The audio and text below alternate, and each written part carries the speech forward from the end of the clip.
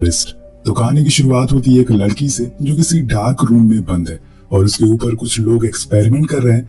वो चिल्ला रही है, चीख रही है, लेकिन आसपास खड़े लोगों में उसे कोई भी मदद करने नहीं आता। और इसी के साथ ये सीन यही कट होता है। जिस उस बस को देखते हैं जो कि ब्राजील के एक गांव की ओर जा रही है, लेकिन उसका ड्राइवर बस को फरारी की तरह चला रहा होता है, जिस वजह से वो एक मोड़ पर जाकर अटक जाती है। अब बस पलटने ही वाली थी कि तब तक सभी लोग एक एक करके बाहर आ जाते हैं और फिर बस सीधा नीचे खाई में जाकर गिरती है। लेकिन अच्छी बात ये थी कि किसी को यहाँ पर चोट नहीं आई थी। पर अब यहाँ इन्हें कोई बस मिलने वाली नहीं है, क्योंकि इस रास्ते में ज्यादा लोग ट्रैवल नहीं करते, क्योंकि कुछ लोगों का मानना है कि ये एक भूतिया रास्ता है। लेकिन इन सब बातों पर ये सारे टूरिस्ट अनजान है, इन्हें कुछ आइडिया नहीं है कि आगे क्या होने वाला है। इसी दौरान हम एलेक्स नाम के लड़के को पीरू नाम की लड़की से मिलते हुए देखते हैं, जो उन्हें दो और लोगों से मिलवाती है और फिर इन्हें कुछ और लोग मिलते हैं और फिर इनका अच्छा खासा टाइम पास होने लगता है। लेकिन तभी वहाँ एक पैसेंजर से ड्राइवर के साथ लड़ाई हो जाती है, जब उन्हें बताता है कि आगे का सफर आप लोगों को पैदल ही तय करना होगा, क्योंकि यहाँ पे कोई बस आने वाली नहीं है, जैसे कि मैंने आपको पहले ही बताया था।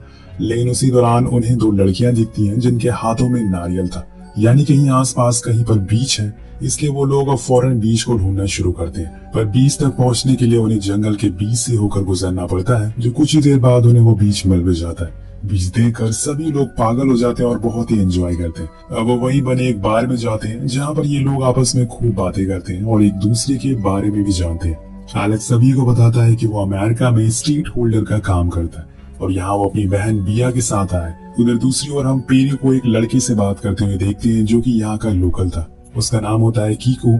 असल में वो इंग्लिश जानता था और ये पीरो को सही लगता है, क्योंकि यहाँ पे बहुत ही कम लोगों को इंग्लिश बोलने आती है। इसलिए वो अपने सभी दोस्तों को कीकू से मिलवाता है और कुछ इस तरह से उन दोनों की भी दोस्ती हो जाती है। लेकिन जिस बार में ये लोग बैठे हैं, वहाँ पर काम करने वाली वेट्रेस एक डॉक्टर को बताती है कि 8 अमेरिकन आए हमारे पास, आप बस हुक्म करिए, फिर हम इन्हें देख लेंगे। लेकिन वो डॉक्टर उसे थोड़ा वेट करने को बोलता है। कुछ ही समय के बाद रात हो जाती है और यहाँ पर एक बहुत ही शानदार पार्टी होती है, जिसमें दबाकर सभी लोग नशे और ड्रिंक करते हैं। उसी दौरान फिन को वहाँ एंजेलिना नाम की लड़की मिलती है, जो उसे इंटीमेट होती है, लेकिन बाद में वो उसके सारे पैसे लेकर भाग जाती है और बहुत ही अजीब बिहेव करती है, जो कि फिन को काफी वियर्ड भी लगता है। लेकिन वो आकर दोबारा से पार्टी ज्वाइन कर लेता है। अब यहाँ ये लोग एक एक करके नशे में सोने लग गए थे। ऐसे ही देखते देखते सुबह हो जाती है, लेकिन जब सुबह ये उठते हैं तो ये लोग अपनी जगह पर नहीं थे, सभी इधर उधर बिखरे हुए थे। एलेक्स भागते हुए बीच में जाता है और देखता है कि उसकी बहन बिया बीच किनारे पड़ी हुई है।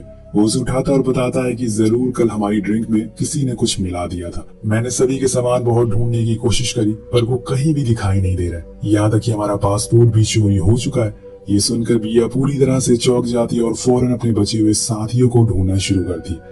लेकिन यहाँ हम दूसरी ओर इन्हीं के साथ आए एक कपल को देखते हैं, जिन्हें कुछ गांव वाले लोग बांध कर ले जा रहे थे। लेकिन उनका तरीका बहुत ही अलग था। वो उन्हें 2 रस्सियों के बीच में बांध कर ले जा रहे थे, जैसे कि पहले के जमाने में आदिवासी लोग अपने खाने को ले जाया करते थे। शायद ये भी उन्हें अब खाने के लिए ले जा रहे हैं। लेकिन तभी उसमें एक लड़की को होश आता है। वो भागना शुरू करती है, पर जाकर एक खाई में गिर जाती है और उसकी मौत हो जाती है। और उधर दूसरी तरफ वो लोग उस लड़की को भी जान से मार देते हैं। यानी कि इनका मकसद साफ दिख रहा है, ये करना क्या चाह रहे हैं। ये जरूर किसी तरह के कैनिबल हो सकते हैं, जो लोगों को मार कर खाते हैं। लेकिन अभी तक बिया के दोस्त इन सब बातों से अनजान हैं। उन्हें कुछ भी नहीं पता कि यहाँ क्या हो रहा है। वो फिलहाल अपने खोए हुए दोस्तों को ढूंढ रहे हैं, जिसके लिए वो पुलिस के पास भी जाते हैं। लेकिन हैरानी की बात ये थी कि इस गाँव में पुलिस नहीं है और ना ही गांव के लोगों को पुलिस के बारे में कुछ मालूम है। ये लोग उनसे बात करने की बहुत कोशिश करते हैं, पर अफसोस उन्हें इंग्लिश नहीं आती, जिस वजह से ये ऐसे ही भटकते रहते हैं। उसी दौरान एक छोटा बच्चा एलेक्स की कैप पहनकर घूम रहा था और उसके सभी दोस्त उस कैप को पहचान लेते हैं और उस लड़की के पीछे भागते हैं। लेकिन वो भी इन्हें देखकर भागना शुरू करता है। इसी चक्कर में उसे चोट लग जाती है। अब इन लोगों के ऊपर जान की मुसीबत आ जाती है, क्योंकि सभी गांव वाले उस बच्चे की रोने की आवाज सुनकर बाहर आ जाते हैं और इन सभी को मारने के लिए चढ़ जाते हैं। ये सभी उन्हें समझाने की बहुत कोशिश करते हैं कि हमने कुछ नहीं किया, हम इसे कुछ नहीं करने वाले थे।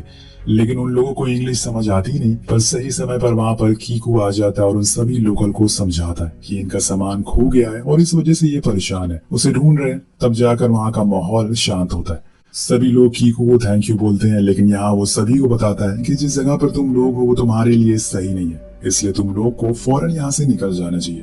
लेकिन वो लोग आखिर जाएं तो जाएं कहाँ? यहाँ से तो कोई बस जाती नहीं है। वो बताता है कि ऐसा नहीं है, यहाँ से 2 दिन बाद एक बस जाएगी, तुम उससे बैठकर जा सकते हो, लेकिन 2 दिन के लिए तुम्हें किसी सेफ जगह पर रहना होगा। चलो तुम मेरे अंकल के घर चल सकते हो, वहाँ तुम 2 दिन रहना और फिर बस लेकर निकल जाना। उधर हम उसी डॉक्टर को देखते हैं जिसका नाम है जुमारा।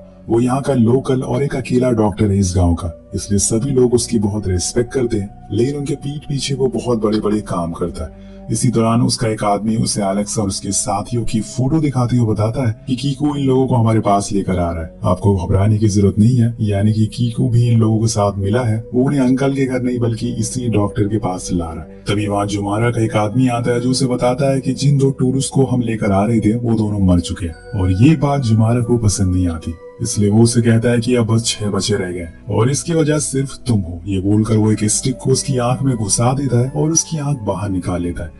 अब ये काफी भयानक सीन होता है और हमें ये जुमारा की दर्दगी को दिखाता है कि वो क्या कर सकता है, किस हद तक जा सकता है। वहीं दूसरी ओर सभी लोग इन सभी बातों से अनजान कीको के साथ उनके अंकल के घर जा रहे हैं। उन्हें इस खतरनाक जंगल से होकर गुजरना पड़ता है, पर बीच में उन्हें एक वाटरफॉल दिखाई देता है और इन्हें बस वाटरफॉल और बीच दिख जाए फिर क्या था, वो सभी उसमें कूद जाते हैं और एंजॉय करना शुरू करते हैं। अब कीको उन्हें उसी पानी के नीचे बनी हुई गुफाओं के रास्तों से आगे ले जाता है। ये रास्ता उनके अंकल के पास जा रहा था, लेकिन रास्ते में उसके अंदर उन लोगों के लिए दया आ जाती है। उसे लगता है कि ये अच्छे लोग हैं, इसलिए वो उन्हें सच में एक सेफ जगह लेकर जाने लगता है। आगे वो लोग फिर से थोड़ी मस्ती करते हैं, लेकिन इसी चक्कर में कीको के सर पर चोट लग जाती है।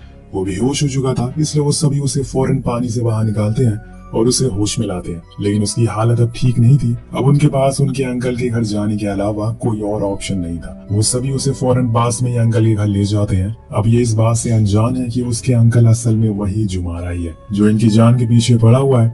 ये उस घर के अंदर जाते हैं, लेकिन वहाँ पर बिल्कुल अंधेरा था और सबसे गौर करने वाली बात ये थी कि यहाँ पे हजारों की तादाद में फॉरेनर के पासपोर्ट थे। ये सारी चीजें देखकर सभी थोड़ा डर जाते हैं, लेकिन पहले उन्हें कीको की मरहम पट्टी करना होगा, जिसके लिए वो कुछ मेडिकल किट ढूंढने लगते हैं। लेकिन इस घर में काम की चीज मौजूद ही नहीं है, इसलिए उन्हें मजबूरन उसके घाव पर टाके लगाने पड़ते हैं और कीको इतना दर्द की वजह से फिर से बेहोश हो जाता है।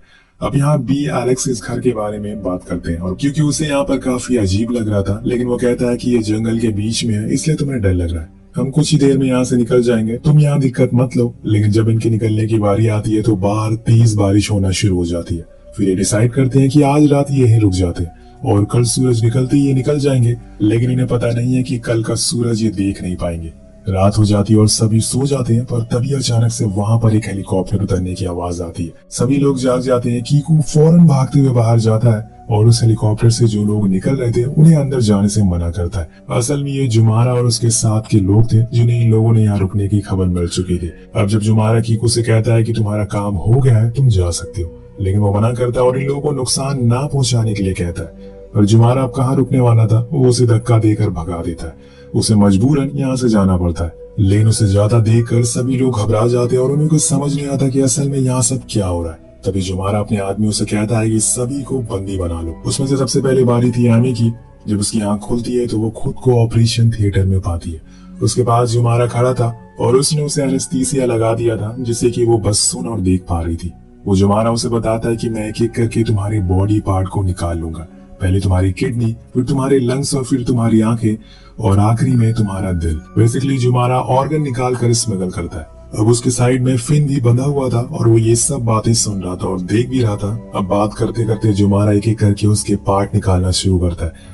ये सब वो देख रही थी क्योंकि वो जिंदा थी। उसने अभी तक उसे मारा नहीं था, क्योंकि ऐसा करते ही उसके बॉडी पार्ट बेकार हो जाते। इसलिए जब वो सारी चीजें पहले निकाल लेता है और आखिरी में जैसे ही उसका दिल निकालता है, उसी समय वो दम तोड़ देती है और ये सब फिन देख कर रोने लगता है। वो तो यहाँ पर एंजॉय करने आया था, लेकिन ऐसा कुछ हो जाएगा उसे पता नहीं था। लेकिन अब यही हकीकत है और उसे एक्सेप्ट करना ही पड़ेगा।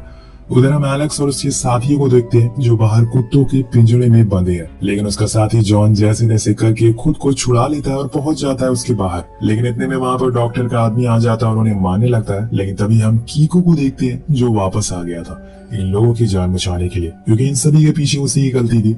अब वो यहाँ पर अपनी गलती को सुधारने के लिए आया था। इसलिए एलिस अपनी बहन और उसके साथी से कहती है कि तुम लोग नदी के किनारे जाओ और वहां जाकर हमारा इंतजार करो, हम फिन और एमी को लेकर आते हैं। लेकिन जब एलेक्स एमी को देखता है तो उसके होश उड़ जाते हैं। उसकी पूरी बॉडी बीच से कटी हुई थी, लेकिन फिन बेहोशी की हालत में था। वो उसे उठाता और वहाँ पर नर्स भी मौजूद थी, लेकिन वो पहले से डरी थी और इन्हें कुछ नहीं कहती।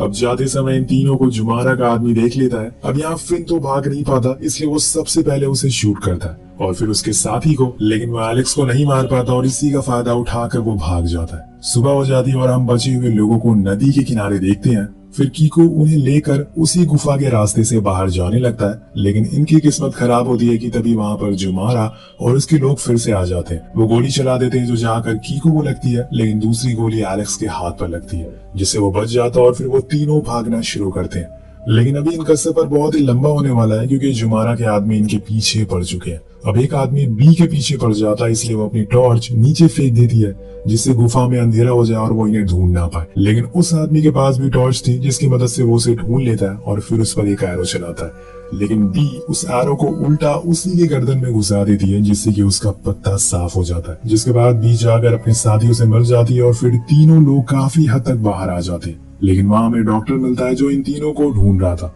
अब इतने में एलेक्स आकर उसके सर पर पत्थर मार देता है जिससे कि वो वहीं गिर जाता है। लेकिन इसी पल वहाँ पर एक और अनजान आदमी आता है जिसके हाथ में बंदूक थी।